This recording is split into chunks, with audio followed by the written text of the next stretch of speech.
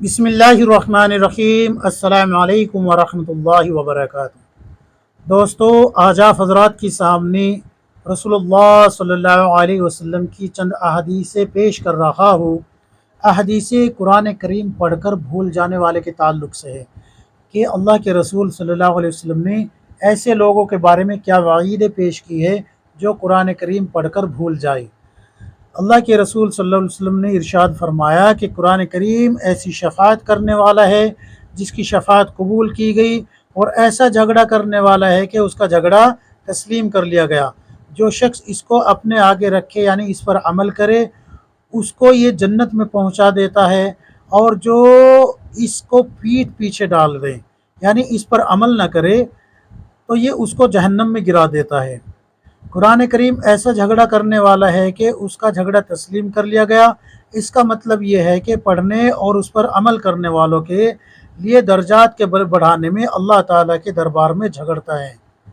اور اس کے حق میں لاپرواہی کرنے والوں سے مطالبہ کرتا ہے کہ میرا حق کیوں نہیں ادا کیا۔ ایک روایت تو یہ ہے کہ جو شخص قرآن کریم پڑھتا رہتا ہے تو یہ قرآن کریم اس کو جنت میں پہنچا دے گا۔ اللہ کے احکام کے مطابق زندگی گزارتا ہے انسان جو قرآن کریم کی تلاوت کرتا رہتا ہے، اور جو شخص قرآن کریم کی تلاوت نہیں کرتا بلکہ پڑھ کے چھوڑ دیا تو یہ قرآن کریم روز قیامت اس سے مطالبہ کرے گا کہ میرا حق ادا کیوں نہیں کیا۔ اسی طریقے سے مسلم شریف کی روایت ہے، اللہ کے رسول صلی اللہ علیہ وسلم نے ارشاد فرمایا کہ اللہ تعالیٰ اس قرآن شریف کی وجہ سے بہت سے لوگوں کے مرتبہ کو بلند فرماتے ہیں اور بہت سو کے مرتبہ کو گھٹاتے ہیں، یعنی جو لوگ اس پر عمل کرتے ہیں اللہ تعالیٰ ان کو دنیا و آخرت میں عزت عطا فرماتے ہیں، اور جو لوگ اس پر عمل نہیں کرتے اللہ تعالیٰ ان کو ذلیل کرتے ہیں۔ دو روایتیں ہو گئی، اس کے علاوہ بھی اور بہت ساری روایتیں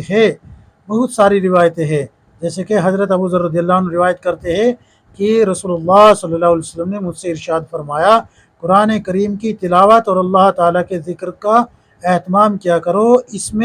اس عمل سے آسمانوں میں تمہارا ذکر ہوگا اور یہ عمل زمین میں تمہارے لیے ہدایت کا نور ہوگا۔ اس کے علاوہ اور بھی بہت ساری روایتیں ہیں، جیسے کہ ایک روایت میں آتا ہے اللہ کے رسول صلی اللہ علیہ وسلم نے فرمایا کہ جو شخص قرآن کریم پڑھ کر بھول جائے روز قیامت وہ اللہ کے سامنے اس حال میں آئے گا کہ اس کے دونوں ہاتھ کوڑ کے مرض کی وجہ سے گل کے جھڑ چکے ہوں گے، یعنی کہ ہاتھ ہی نہیں ہوں گے، دونوں اعضاء اس کے جھڑ چکے ہوں گے۔ علماء نے اس کے تین مطلب بیان کیے ہیں۔ پہلا مطلب تو یہ ہے کہ کوئی حافظ قرآن یا قاری ہے اور وہ اپنا قرآن بھول جائے یعنی کہ حفظ بھول جائے تو وہ بھی اس میں داخل ہے کہ وہ قرآن کریم پڑھ کے بھول گیا تو اور پھر اس نے یاد کرنے کی کوشش نہیں کی تو یہ جو ہے اس میں داخل ہوگا کہ اس کے جسم کے اعضاء کوڑ کے مرض کی وجہ سے گل کے جھڑ چکے ہوں گے۔ میدان حشر میں جب یہ آئے گا تو اس کی پہچان ہوگی کہ یہ اللہ کا باغی ہے، اللہ کے قانون کے خلاف زندگی گزار رہا تھا، اللہ کی قانون کے خلاف اس نے زندگی گزاری ہے، رسول اللہ صلی اللہ علیہ وسلم کے طریقے کے خلاف زندگی گزاری ہے۔ پیچھے میں روایت بیان کر چکا ہوں مسلم شریف کی کہ اللہ کے رسول صلی اللہ علیہ وسلم نے فرمایا کہ قرآن کریم کی وجہ سے کچھ لوگوں کے درجات بلند ہوتے ہیں اور کچھ کے گھٹا دیے جاتے ہیں۔ تو جن لوگوں کے درجات گھٹتے ہیں وہ یہ ہو گئے کہ وہ قرآن کریم پڑھ کے ایک بار پڑھا انہوں نے یعنی کہ یاد کر لیا اور پھر پڑھتے نہیں، اس کو کھول کے نہیں دیکھتے، اس میں لاپرواہی برتتے ہیں، تو یہ دنیا اور آخرت دونوں جہاں میں ذلت اور اٹھانے والے ہوں گے، ذلیل ہونے والے ہوں گے۔ دوسرا مطلب یہ بیان کیا ہے کہ اگر کوئی شخص ناظرہ تھا یعنی کہ یا حافظ قرآن تھا یا قاری تھا یا ناظرہ اور پھر یہ دیکھ کر بھی نہ پڑھ پائے تو یہ بھی قرآن کریم کو بھلانے والوں میں شامل ہوگا۔ تیسرا وہ شخص ہے کہ جو قرآن کریم کے احکام کے خلاف زندگی گزارتا ہو، یہی سب کے نزدیک متفقہ یہی اس کا معنی ہے کہ جو قرآن کریم کے خلاف زندگی گزارتا ہے وہ قرآن کریم کو بھلانے والوں میں ہے، چاہے پھر وہ قرآن کریم کی تلاوت کرنا چھوڑ چکا ہو یا قرآن کریم پڑھنا چھوڑ چکا ہو یا قرآن کریم دیکھ کر بھی نہ پڑھ پاتا ہو۔ تو یہ ان لوگوں کے بارے میں بھی ہے جو کہ قرآن کریم پڑھے ہوئے نہیں ہیں لیکن مسلمان ہیں، اور وہ ان کو پتہ ہے کہ حرام کیا ہے حلال کیا ہے، اور 5 وقت کی نماز ان فرض ہے، رمضان کے روزے فرض ہے، زکوٰۃ صاحب نصاب پہ فرض ہے، اللہ نے وسعت اور طاقت دی ہے تو حج فرض ہے، لیکن نہ تو وہ نماز پڑھتے، نہ رمضان کے روزے رکھتے، نہ ہی صاحب نصاب ہونے کے باوجود زکوٰۃ ادا کرتے، اور نہ ہی طاقت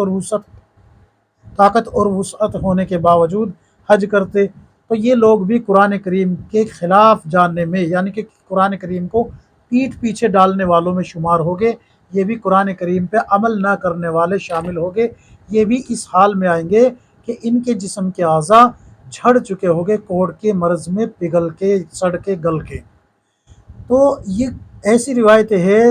کہ جس کے بارے میں اللہ حفاظت فرمائے، ہم سب کو سوچنا چاہیے۔ ہم سمجھتے ہیں کہ بھئی یہ حافظوں کا کام ہے، نہیں، ہر مسلمان کی ذمہ داری ہے کہ وہ قرآن کو سیکھے، قرآن کے مطابق زندگی گزارے۔ اگر قرآن کے مطابق زندگی نہیں گزاریں گے تو اللہ کے یہاں بڑی شدید وعید آئی ہے، ان بطش ربک لشدید، کوئی نہیں بچا سکتا اللہ کی شدید پکڑ سے۔ تو اس لیے بھائی اپنے آپ کو جو ہے قرآن کے ساتھ جو ہے جوڑ لیجئے، واسطہ جوڑ لیجئے، تعلق جوڑ لیجئے قرآن کریم سے،